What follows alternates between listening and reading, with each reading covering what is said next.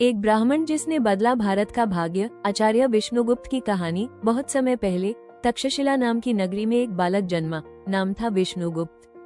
बचपन से ही तेजस्वी, बुद्धिमान और निडर। कहते हैं उसकी आंखों में सिर्फ एक सपना था, एक ऐसा भारत जो किसी के अधीन न हो। समय बीता, विष्णुगुप्त बड़े हुए और बन गए महान शिक्षक, आचार्य चाणक्य। उन्होंने अपनी बुद्धि से राजनीति, अर्थशास्त्र और युद्ध नीति का गहरा ज्ञान हासिल किया। एक दिन जब वे मगध, आज का बिहार, पहुंचे, तब वहां राजा धनानंद का शासन था। राजा अहंकारी था और जब चाणक्य ने उसे चेतावनी दी कि जनता दुखी है, राजा ने उनका अपमान कर दरबार से निकाल दिया। उस दिन आचार्य विष्णुगुप्त ने शपथ ली, मैं इस अत्याचारी नंद वंश का अंत करूंगा और भारत को एक नया सम्राट दूंगा।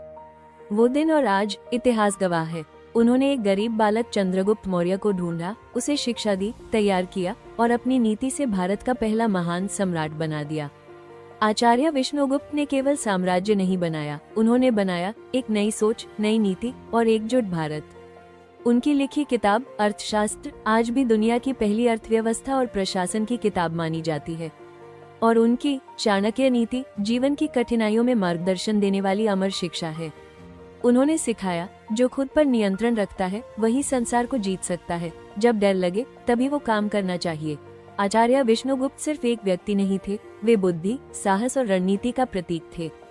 उन्होंने दिखाया कि एक अकेला इंसान भी पूरे युग को बदल सकता है।